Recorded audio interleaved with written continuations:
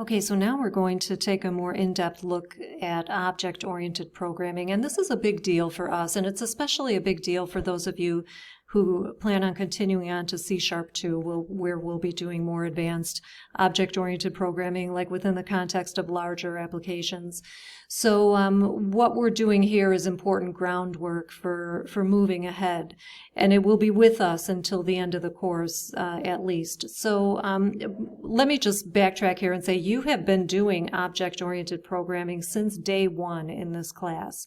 And the difference is, up until now, you have been using objects that already exist in the framework, the .NET Framework class library. Things like buttons and text boxes. You can just drag and drop those on your form without having to think too much about it. But starting tonight, we're going to make our own objects, start coding our own objects. So in this video, I'm just going to have a preliminary discussion, and we're not going to look at any code. I'll start coding in the next video. But let's take a look at some of the finer points here. Okay, so as I said, you have been using objects all along in this course. The form, the button, the text box, the list, all these controls that we can see when we run our programs, and the arrays. Arrays are also objects that are predefined in the .NET framework. But what if we wanted to use an object that does not come with the .NET framework, something specific to an application that we're writing? Maybe we're doing some sort of human resources application and we need an employee object. And I don't mean just an employee's name.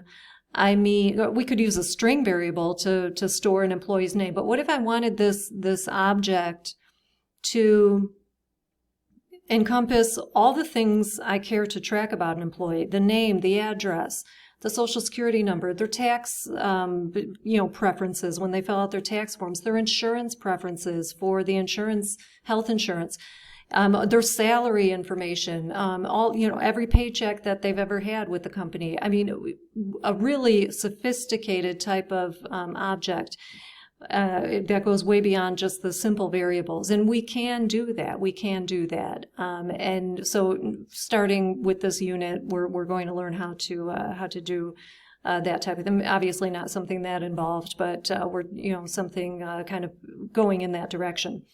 Okay, so what I want you to just think about for now in this video is, think of a car, which is a real life object, something that's tangible, something that takes up space in the world. I'm talking about this car here. That car did not come out of nowhere. That car started with a design or a plan for the car. Okay, so some car company hired an engineer. The engineer drew up something like this on the left.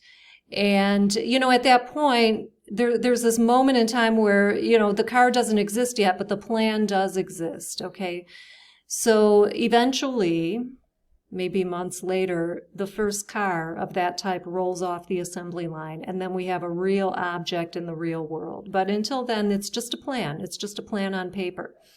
So, like in a programming sense, something like a button, that doesn't come out of nowhere, okay? It starts with a plan, and the plan is called a class. A class. A class is just a file with code in it, okay? And I'll do one in the next video. It's just a simple file with code in it, but that code is a plan for the object, just like this is a plan for the car. And then eventually the car materializes. With programming, the class is a plan for an object like a button, for example. And then you drag and drop a button from the toolbox onto your form and run your program, and boom, the button materializes. This is like the car rolling off the assembly line here, this button on your form. The form itself also is an object, and it begins with a class. Okay, already, like all semester long, you've been coding a form class. I didn't really get too hung up on that terminology, but now it's going to make a lot more sense to you as we get into this. So, you're coding your form class. You don't have a form yet. You don't have a form until you hit that run button. You don't have a form in memory until you hit that run button, I should say. And so you're coding your form class, which is really just a plan or a design for that form. once we hit the run button and the form is loaded into memory, that's like the equivalent of the car rolling off the assembly line. So I'm going to keep using this analogy over and over again when we talk about our code in the next video. And really this car rolling off the assembly line. So for now, remember that you have a plan for an object, and then you have an actual object if you decide to create one. Okay, so just that distinction between those two states.